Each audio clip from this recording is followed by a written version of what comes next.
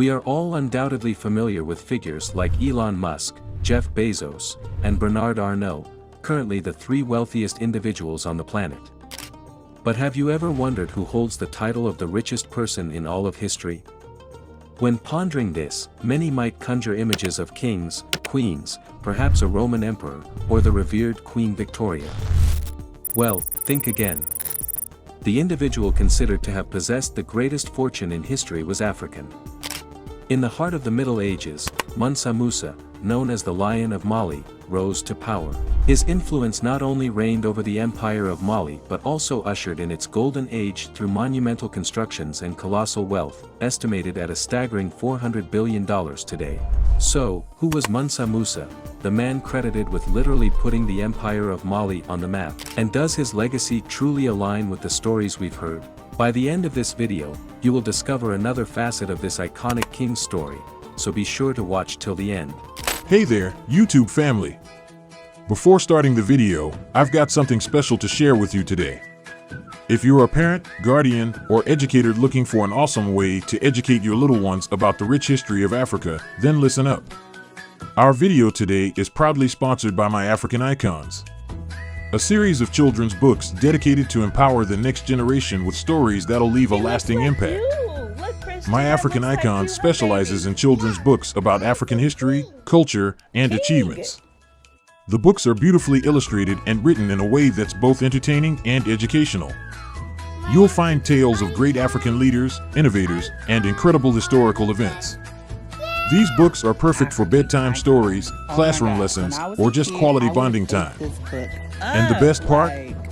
They're tailored to inspire your kids and boost their self-esteem. So, if you're ready to take your loved ones on an unforgettable journey through the vibrant history of Africa, get your copies of My African Icons and more today. Chapter 1: Birth of an Icon.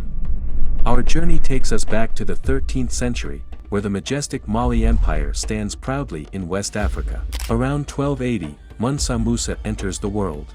It's crucial to note that Musa wasn't initially destined for the throne. His brother, Abubakar, the Mansa, meaning King of Kings, held the title given to the Malian emperors. Abubakar II reigns over the Mali Empire, but he's a ruler more drawn to the sea, often referred to as the Emperor Explorer. Convinced that an unexplored land lies far to the west, he initiates an expedition in search of this new continent. Yet, only one ship returns from this expedition. Undeterred in fulfilling his dream, Abubakar II launches a second expedition, deciding to venture forth with it. Following Malian traditions, the Mansa appoints a regent capable of succeeding him in case of misfortune, and Abubakar II selects Musa, his brother, for this role.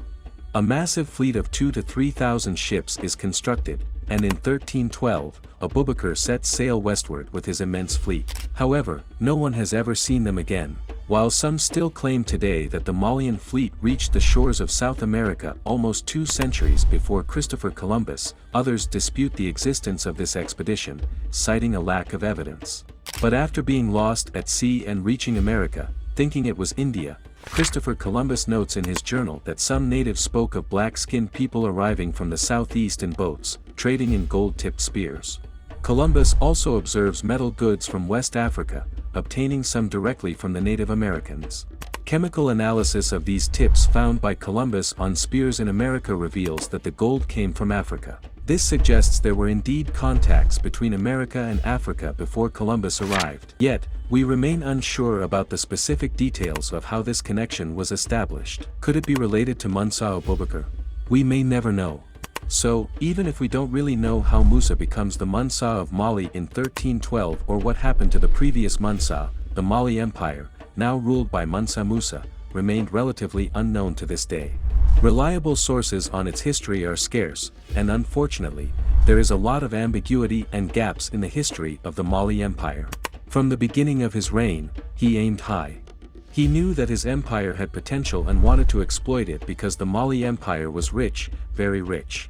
Its wealth derived from its numerous gold mines, which could produce up to a ton of gold per year, an astronomical amount for the time. Any gold nugget automatically became the property of the Mansa. It's not for nothing that he was also nicknamed the Lord of the Mines. It is even said of him that he owned 50% of the gold reserves of that era. Musa also aimed for an expansion of his empire and annexed Timbuktu and Gao, two cities located along commercial routes. But all this did not satisfy him, and his ambition led him a little further. Despite the wealth he accumulated and his conquests, the Mali Empire remained completely closed in on itself.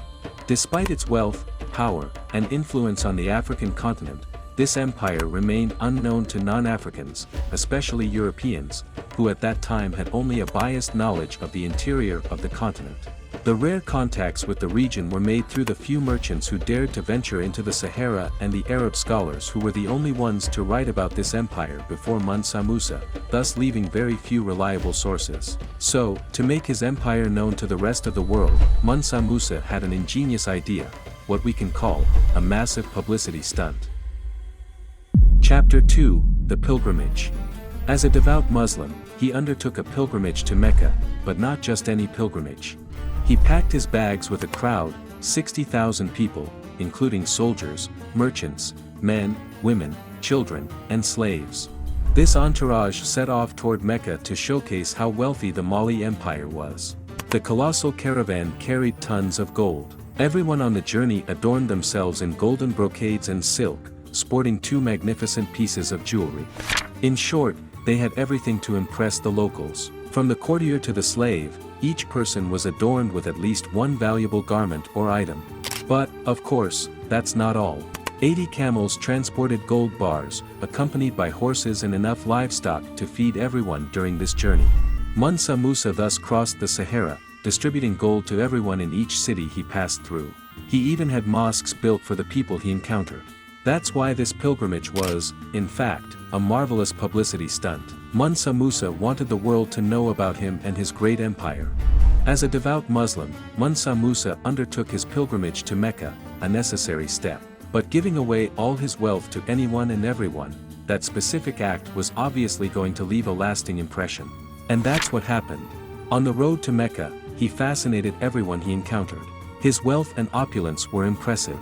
Imagine living in your small town, and one day, the equivalent of a city adorned in gold from head to toe arrives. Indeed, it must have been awe-inspiring. Where the magic truly unfolded was upon the caravan's arrival in the bustling streets of Cairo, Egypt. It was a spectacle of sheer pandemonium. Mansa Musa found himself in the company of the Mamluk Sultan, Al-Nasir Muhammad, in what initially felt like a diplomatic dance of cautious relations. Musa, in a move that would become legendary, chose not to bow and kiss the feet of the Sultan, defying a long-standing tradition. One can envision that to Musa, holding the prestigious title of emperor in a realm of immense power, bowing before a mere sultan seemed inconceivable. However, it was his daring act of generosity that sent the city into a frenzy. The crowd engulfed the caravan, each person eager to snag a piece of the precious metal he graciously shared. Legend has it that this widespread wealth distribution had a domino effect, leaving a lasting mark on the economy of Mamluk Egypt. The global gold market took a significant hit, requiring a full decade to bounce back, an enduring testament to the Mali Empire's unparalleled influence. The Syrian historian Al-Umari, arriving in Cairo a dozen years after Musa's triumphant passage, vividly recounts how the people continued to echo his name. Such was his impact that, on his return journey from Mecca through Cairo, Mansa Musa found himself compelled to repurchase his gold, steering clear of exacerbating the situation. Some scholars even proposed a fascinating theory, that Mansa Musa's pilgrimage to Mecca indirectly contributed to financing the Italian Renaissance. Can you believe that? Yet, Musa's master plan bore fruit. His name resonated across the Near East, the Middle East, and even echoed in the halls of European cartographers. Their maps began to unveil the splendor of this vast African empire, casting it in a light that history had overlooked. The iconic Catalan Atlas, a creation of the skilled hands of cartographer Abraham Cresques in 1375, stands as the solitary testament to Musa's grandeur. It portrays him seated regally on his throne, a scepter clasped in one hand and a triumphant piece of gold held aloft in the other. Following this pilgrimage that cast the radiant glow of the Mali Empire far and wide, Mansa Musa returned to his homeland. Chapter 3, The Golden Age of Mali. After his return in 1325 from a 2-year pilgrimage, Mansa Musa not only fulfilled his aspiration to pull his empire from the shadows but also brought back a retinue of architects, poets, and Muslim scholars poised to breathe new life into Musa's long-neglected realm. Mali emerged as a magnetic force, drawing people from every corner of the Muslim world, metamorphosing the city of Timbuktu into an El Dorado, an ancient Silicon Valley. Mansa Musa, with open-handed generosity, bankrolled these scholars and artists to shape Timbuktu into a pulsating knowledge hub. In response to potential threats from the Mossi Kingdom, he raised fortifications and embarked on a construction spree. Schools, libraries, the University of Sankore, and the grand mosques of Jingariber and Sidi Yahya. Sankore, embodying more of a madrasa vibe, blended teachings of Muslim theology and sophisticated sciences like mathematics, evolving into Timbuktu's cultural nucleus. Showcasing an impressive library housing 700,000 manuscripts, Sankore clinched its status as one of the world's premier centers of erudition. Scores brought manuscripts to be copied and stored in this haven. In a nutshell, an immense gift to Mali. Timbuktu swiftly ascended to become the wealthiest and most pivotal city in sub-Saharan Africa, arguably one of the most crucial cities globally at that time. Heavyweights like London or Paris found themselves eclipsed. Timbuktu carved a niche, especially in its teachings of Islam, playing a pivotal role in economic prosperity and the widespread embrace of Islam in the region. However, this grandeur didn't shield Mansa Musa from facing severe criticism from his own people. Chapter 4: The Dark Truth. As time unfurled, the tales surrounding Mansa Musa's colossal wealth adorned him with the flattering title of the richest man in history. Attesting to his fortune, it becomes undeniable that this man stood as one of the most powerful individuals of his era. His designation as the wealthiest person ever traces back to an estimate that crowned his fortune at a staggering $400 billion at its zenith. For perspective, Elon Musk holds $246 billion, Bernard Arnault boasts $191 billion, and Jeff Bezos possesses $166 billion. This valuation originates from the Celebrity Net Worth website and has since reverberated widely, especially in the media. Nowadays, it's routine to come across rankings of the richest individuals globally, a norm in our capitalist society. When we project our contemporary capitalist lens onto ancient history, Mansa Musa unquestionably takes center stage. Yet, intriguingly, on a local scale compared to other Malian emperors, Emperor Musa's significance was less pronounced than one might assume. As mentioned earlier, Mansa Musa faced sharp criticism from his own people. Many accused him of gradually abandoning ancient African traditions for Islam. Indeed, before the advent of Islam, these African regions adhered to their own ancestral spirituality grounded in natural balance. However, Mansa Musa chose to relinquish this African culture in favor of Islam, whose religious epicenter lay out of Africa. This shift, in a way, undercut the legitimacy of locals who now found themselves spiritually under the authority of foreign populations. A huge mistake. Reports also indicate that inequalities burgeoned within Musa's empire. This was atypical when the empire still adhered to its African spirituality based on balance, also known as Ma'at in ancient Egypt. Yet, unsurprisingly, what drew the most criticism was his fortune. It's obvious that Mansa Musa appreciated this opulence and global recognition.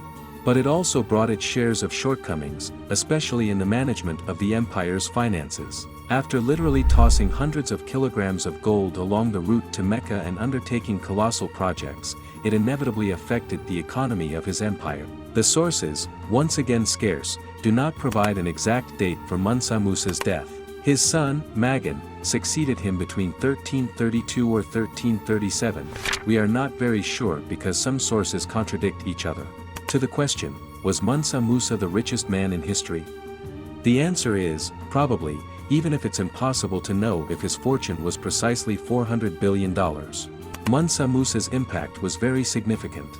His reign represents the golden age of the Mali Empire, but in the pursuit of a form of external validation and without paying attention to expenses, it inevitably complicated the management of his empire.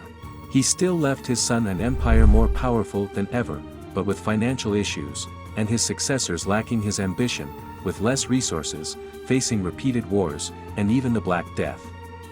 Yes, according to some specialists like the historian Gerard Chouin, the pandemic might have reached in Timbuktu and Gao.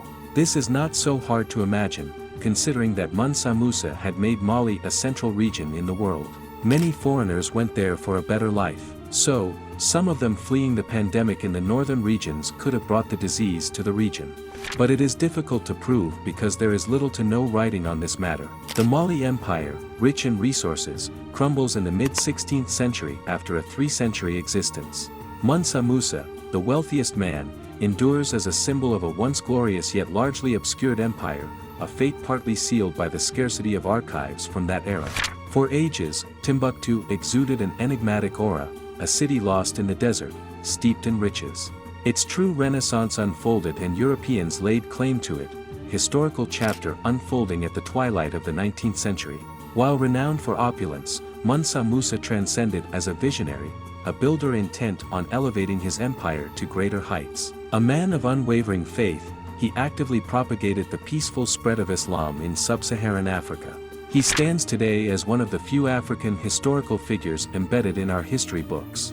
I hope you found the video interesting. If you'd like more content like this, please consider liking, sharing, and supporting our channel. Your support is crucial for the channel's growth. Now, on to Mansa Musa. What's your take on him? Do you think his reign was genuinely impactful, or is the hype more of a modern, capitalistic view of ancient African history, especially in an African context? Share your thoughts in the comments below. Thanks for watching Mr. Imhotep's channel and see you in the next video.